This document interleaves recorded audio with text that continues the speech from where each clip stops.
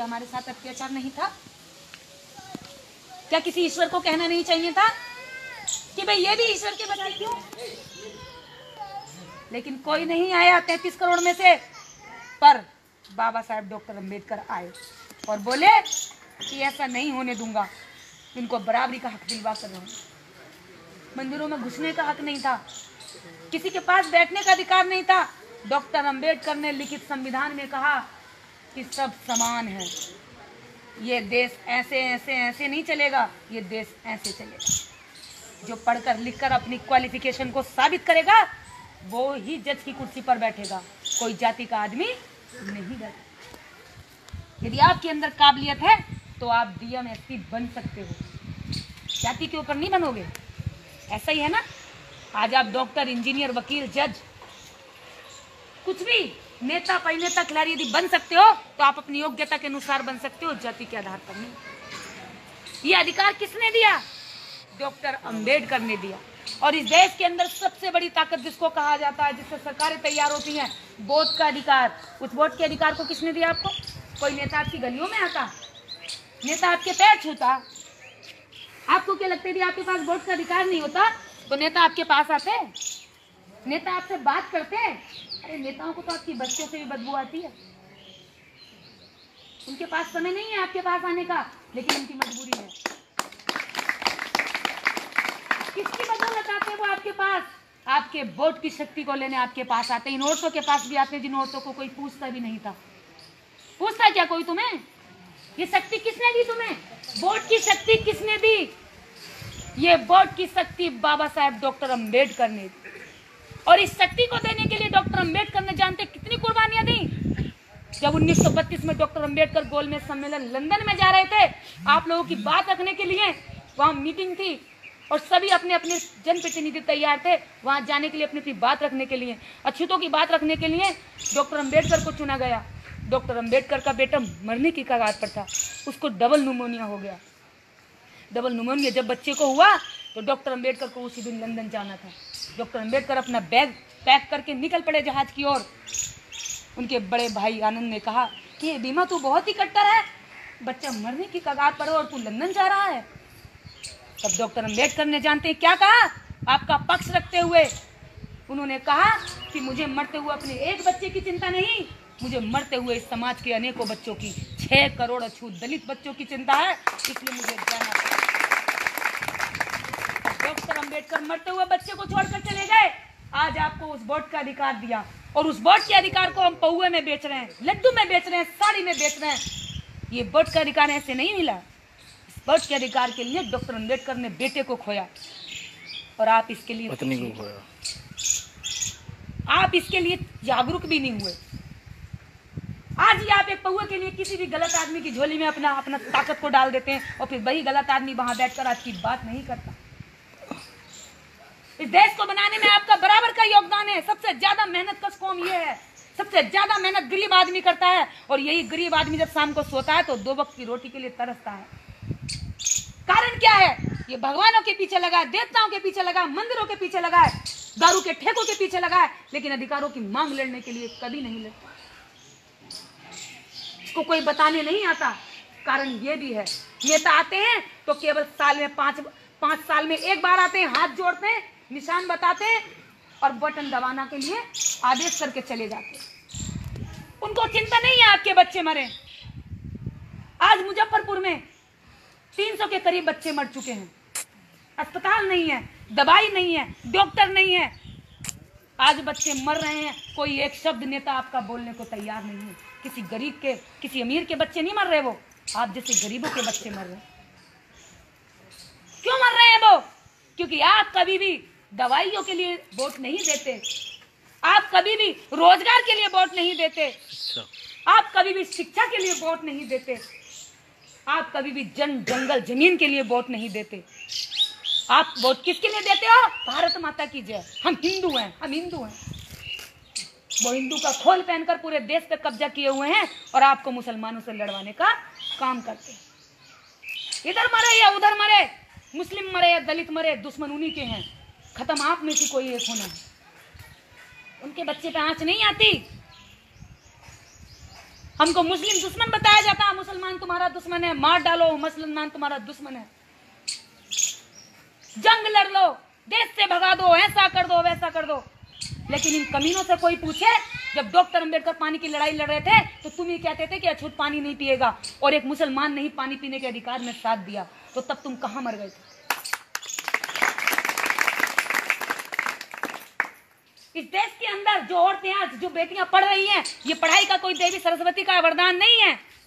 इस देश में सबसे ज्यादा कुर्बानी देने वाली, इस देश में स्कूलों तक लड़कियों को पहुंचाने वाली सावित्रीबाई फुले थी, जो सैनी समाज की महिला थी।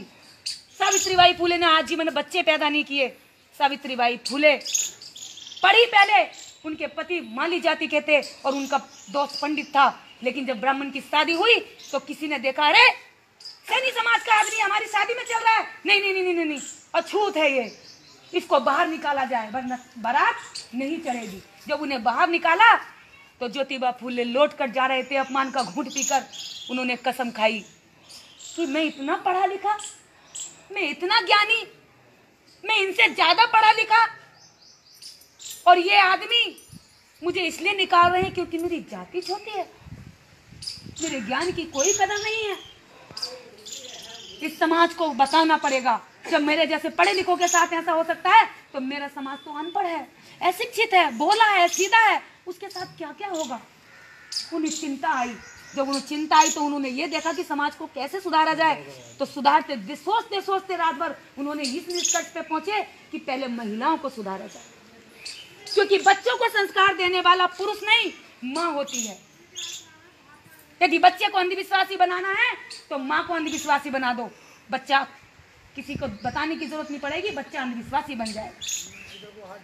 यदि बच्चे को डॉक्टर अंबेडकर का अनुयायी बनाना है तो कुछ मत बताओ, बच्चे से बात मत करो, उसकी माँ को डॉक्टर अंबेडकर अनुयायी बना दो, उसके इतिहास की जानकारी दे दो, तो बच्चा अपने आप ही अपने इतिहास को जान करके बलवान बन जाए।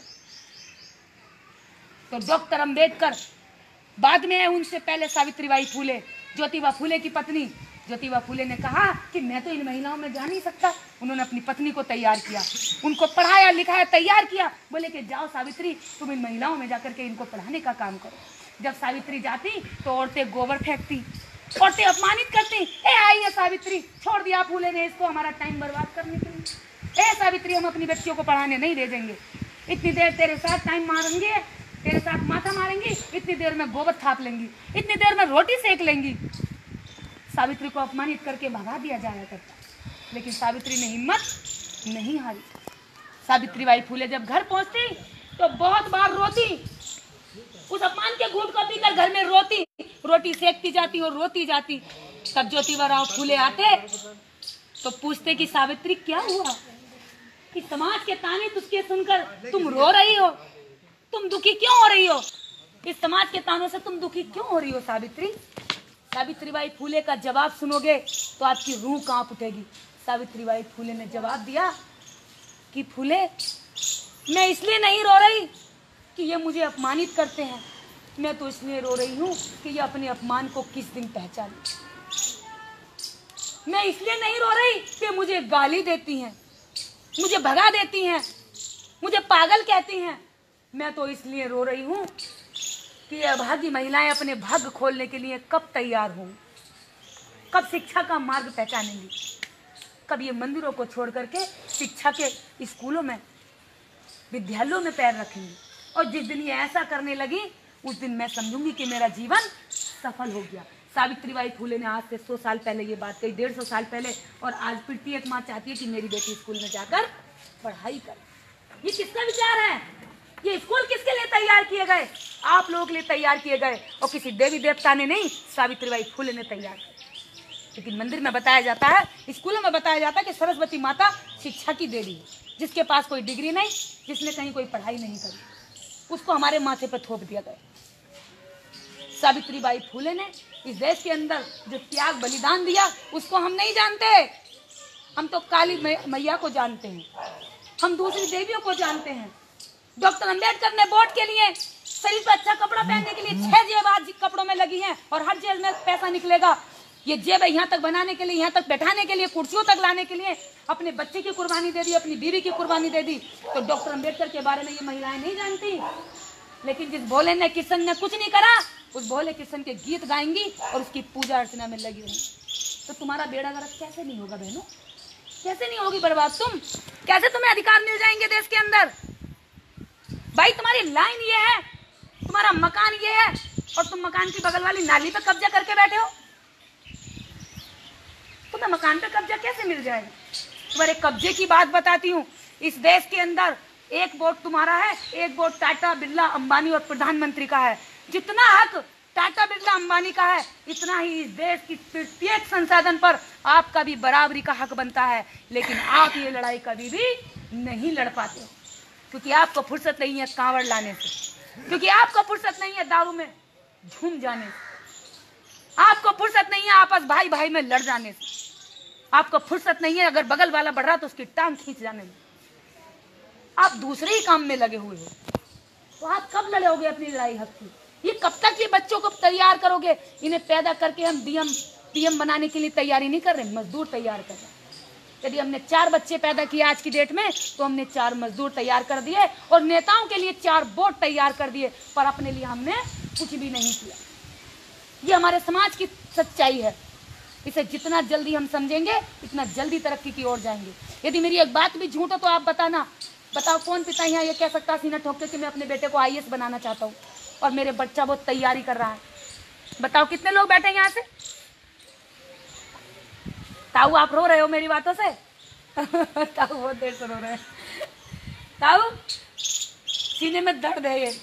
हमारे गांव को और अंता को नहीं कर सकता जी। ये क्या है? ये बाबा साहब की कुर्बानी के लिए मैंने अपना जगह दिया।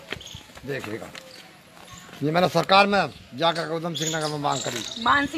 माननीय उप जिलाधिकारी महोदय जसपुर उधम सिंह नगर जन विकास मंच के सौजन्य से भारत रत्न